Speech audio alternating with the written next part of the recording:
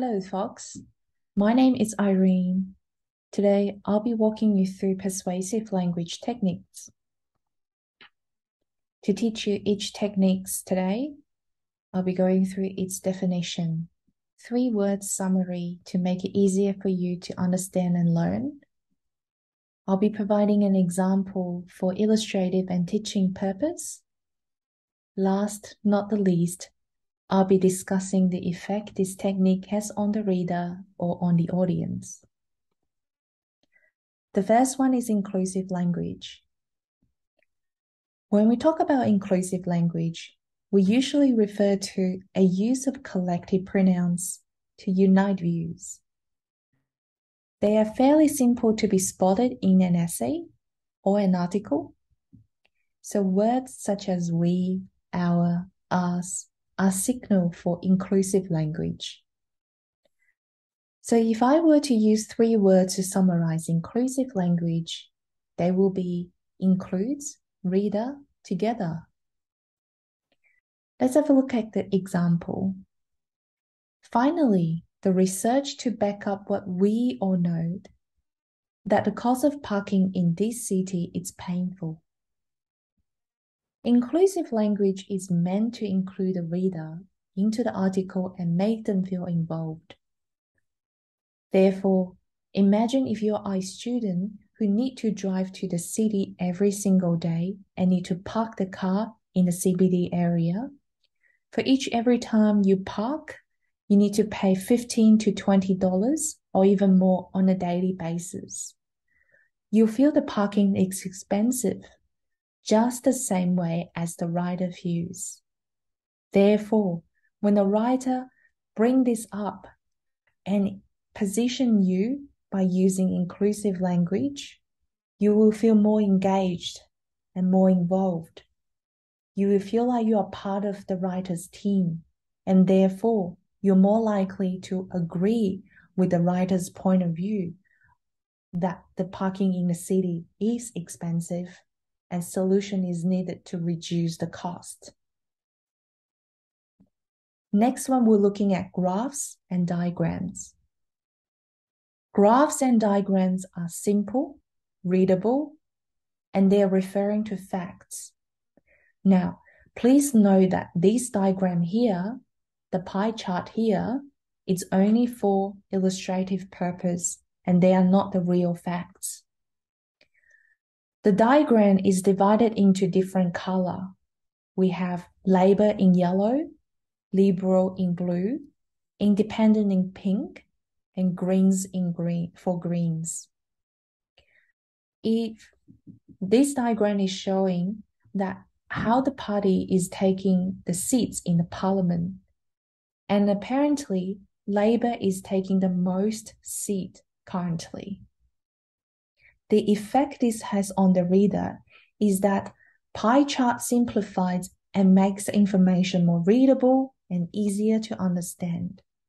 So without reading the lengthy article, a reader will soon learn that Labor is taking most of the seats in the parliament nowadays. The next one is alliteration. Alliteration means repetition of vowels or consonant sound for effect. It's repetition of sounds. Say, for example, Jay jokes about John. You can see the repeating letter J in this sentence over here. Alliteration usually draws attention to the point. It's nice to read and nice to listen to. Whether or not it is appropriate for Jay to joke about John, we don't know here. But if the writer is said it's inappropriate, then therefore alliteration here is trying to grab your attention for the fact that Jay jokes about John is not an appropriate action and it can be amount to bully. For example, next one is anecdotal. Anecdotal is any story or retelling of an event. It can be a personal story or a story heard elsewhere. It is personal, emotional, and it is a story. Say, for example, recently, my neighbor experienced this problem firsthand. Say, for example, your neighbor came to you and say he had a recent fight with someone else. And you had a similar fight with your friend too. So therefore, you understand the frustration that your neighbor felt. So therefore, Agneto encourages the reader to show emotion and see the topic as more related to them. Let's going back to the neighbor example. Because you had a similar fight with someone else, therefore you understand the frustration your neighbor was feeling at the time when he or she told you his bad experience. Similarly, when a writer draws Agneto, he's encouraging you to draw a sense of familiarity based on the fact that you may have a similar experience and you can feel what the writer is feeling. Next one is appeal to authority. Appeal to authority makes a reference to someone with experience on the topic. They are words from expert. For example, Professor John Matthews said, it's true, trust me, I'm a professor. Here, Professor John Matthew is showing his professor card. He wants people to trust his statement based on the fact that he is a professor. Maybe the statement is related to years of study. Maybe the statement is based on his experience, where his areas of expertise relates to. So therefore, appeal to authority aims to position the audience or reader as a learner, with someone more knowledgeable explaining things. It must be true because a person with experience said it. Next one, we have appeal to common sense. Appeal to common sense refers to things that people would agree to. It pressures practical point. For example, terrorism is like an angry dog. If you poke a dog, it will bite. The effect appeal to common sense has on reader is that it makes a complex argument seem simple and easy to decide on.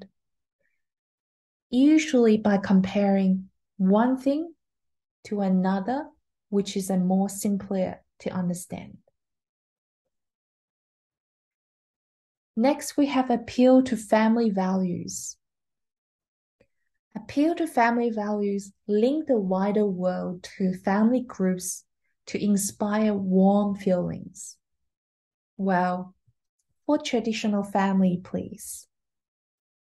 Say, for example, if I say, move your family to Craigieburn, and they will be safe, happy, and smart.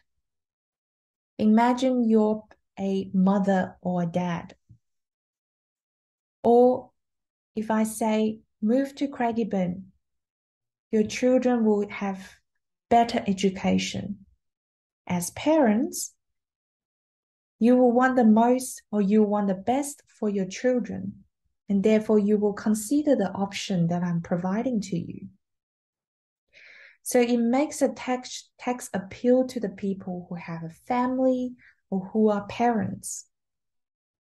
You will seriously consider the option that I'm suggesting because I appeal to family values and everyone wants the best for their family member. Last one for today's class will be appeal to tradition and custom.